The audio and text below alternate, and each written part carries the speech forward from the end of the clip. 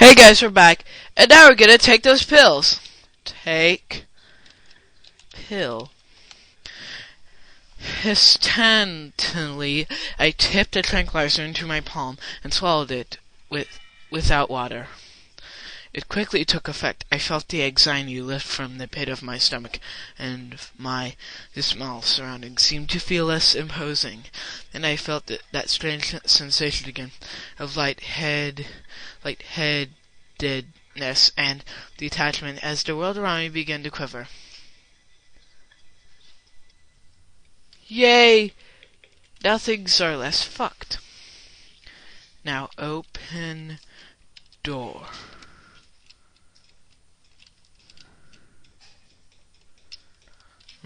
Open door.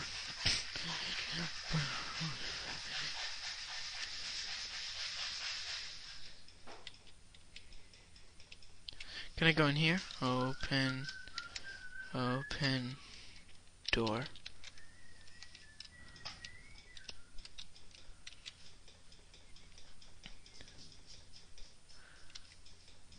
Okay, so let's.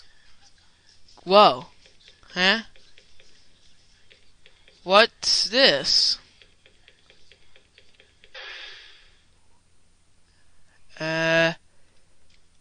What was that? I don't even know. Okay, so let's look. Painting. It was frankly astonished that Jhon DeFoe's painting had survived the immolation of DeFoe Manor. As I stared at it, it seemed that the surrounding room began to blur, only until the painting was in focus. I could hear the creaks and whispers of DeFoe Manor's hallways. I felt the bizarre urge to reach out and touch the painting.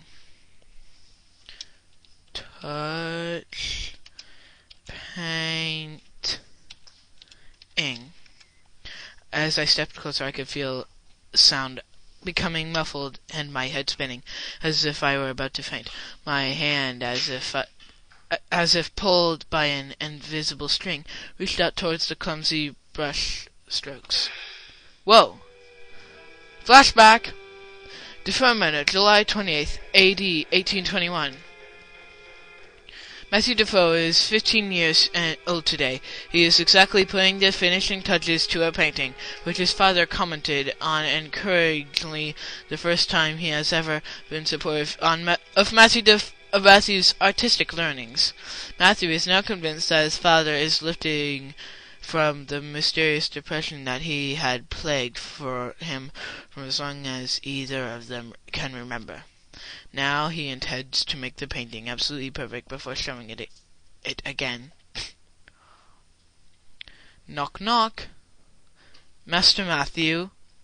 Sir Roderick has requested your presence in the trophy room. Thank you, James.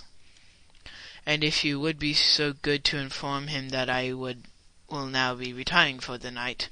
Very good, James.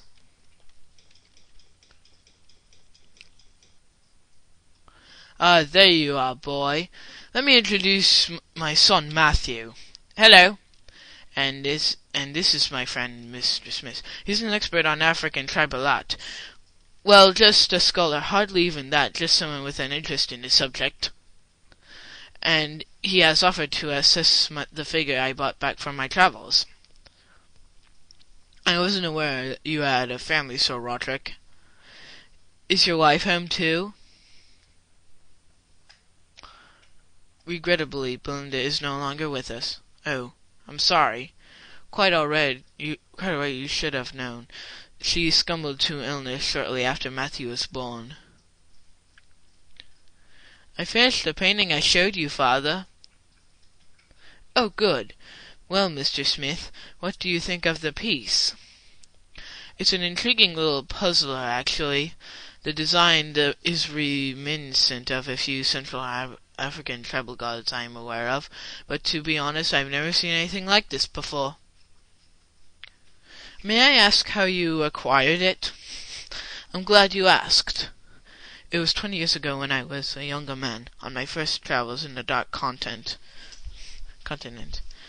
We were traveling along the west coast when our bearers spotted a ship that had run aground. It was an English clipper named the Sea Angel, and a short exploration revealed that every single crewman had just disappeared. Of course, we immediately sent a letter to the nearest embassy to report the finding. But the point is, it was on the lowest deck of the ship that I found this very figure you've seen before today. What an extraordinary tale! But how do you account for there being an African tribal covering on a British vessel? Well, we are as confused as you are. It wasn't a slave trading vessel, but there must have been a nigger on the crew. It has been a personal mystery of mine ever since. I was hoping you could shed a little light on the matter. But there is no more to tell. I haven't begun to recount the strange events that have surrounded this artifact. Would you care for a glass of brandy? Thank you, that would be most kind. Matthew, fetch the brandy from the kitchen and some glasses. Yes, father. Is that a... Get brandy. Matthew took the brandy bottle and a pair of appropriate glasses. Bang, bang. Hello? You haven't tried to speak to me in a while. Bang, bang. I did another painting today. I showed it to father, and he said it was promising. I keep trying to tell him about you, but he never listens. You haven't knocked for me in so long. I was beginning to wonder. Bang, bang. Hey, do you want to see my painting? Bang, bang. I'm just not sure how I'd get it through the door. Use painting.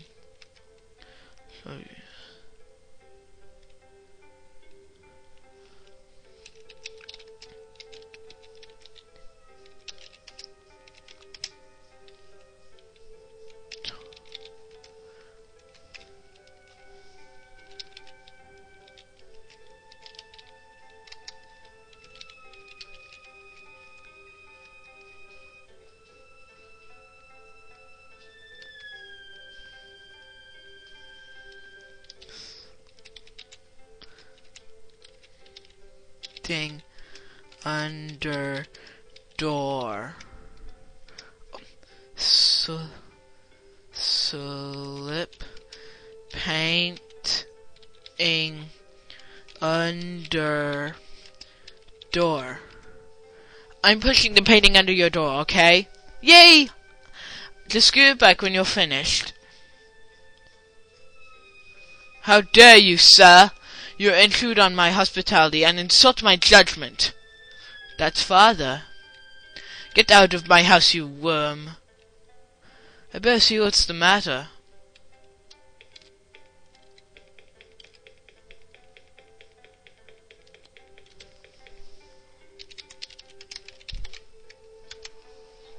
Father?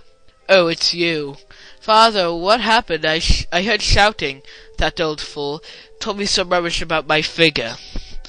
Said the only tribe it have come from all died in slavery years ago. Actually had the nerve to accuse me of buying from a foreigner. I'm sorry, father. What are you apologizing for? Where's that damn brandy? I've got it here. Give it to me. I'll go back to my room, father. Show me your painting. Father? You said you had a painting? Show it to me. I can't, father. And why not? Because... Come on, why not? Out with it. Because I gave it to the boy behind the door. I see. Father? Go back to your room, boy. I have to write my diary entry. Yes, father. An hour of silence passed, and Matthew grew concerned about his father. Strangely, the most disturbing thing had been Sir Roderick's reaction to Matthew mentioning the boy behind the door. In the past, raising this had usually provoked a violent rage or an instant flat denial. Matthew wondered what sort of anxiety was going through his father's mind. Smash. What was that? Father, what are you doing?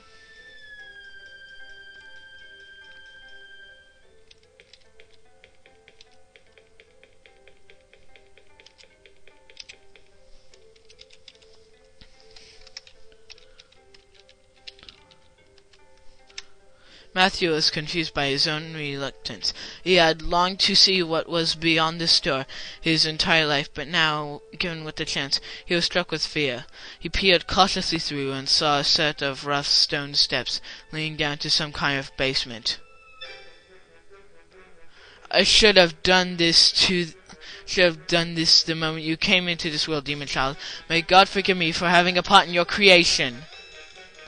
Father? What are you doing? Do you see what you've done? I didn't want him to see this. Do you see what you've done? Father, no! Father! Father! Bleh! Bleh! Oh! Bored. My apologies, dear boy. I couldn't resist. Look, you look so lost in that painting, I don't think you even saw it. What? Is everything alright, Terry? Yes, everything's fine. It's just for a moment there I thought I saw... Never mind. Siobhan and I were talking about you after you ran out of the room.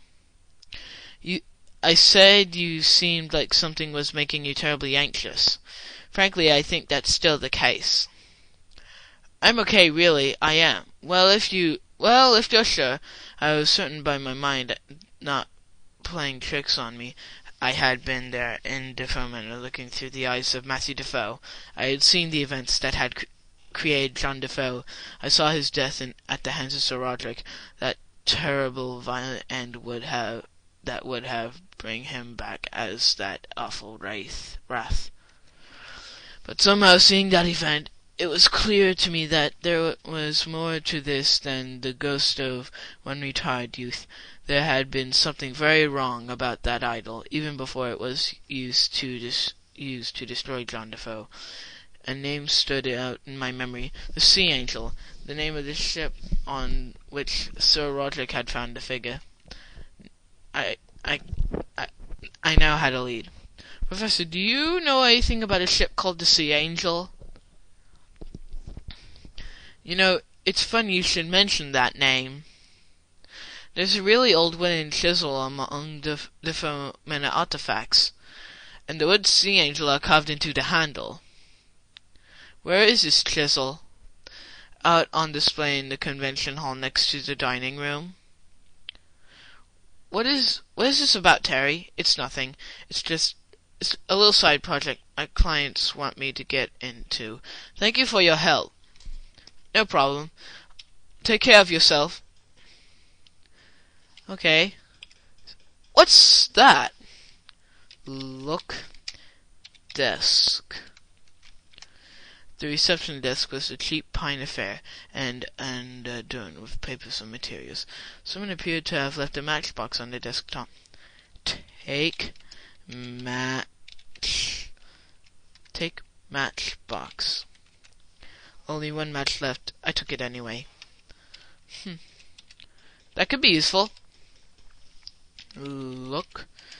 Paper. It was a page from a religious book I wasn't familiar with. I here enclosed it with these notes. Victim 5. The child. 1. The fifth man who desired judgment was the child, whose father held the carving of the slave. The prince came to him, and was at once rightly pleased with what he found, for the house of the child and his father already knew well the name of the king. And as the prince watched the child, the child was thrown down by his father, and broken with the wood of the prince's soul.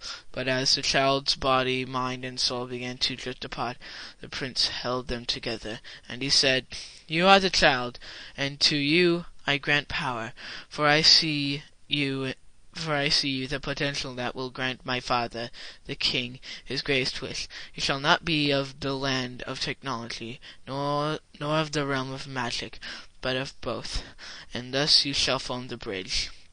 And across the bridge the king shall come to bring his message to the man of technology. Through you, child, the bridge will come, and thus I name you the bridge keeper."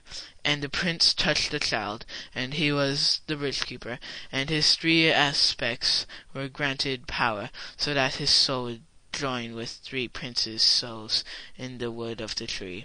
And the bridge keeper rose up and threw down his father, and threw down his brother, and truly they did not know the name of the king.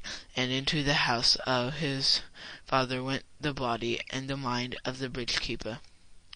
Okay, that was long. I think I'll end it here, so I'll just save, and that'll be it. Bye.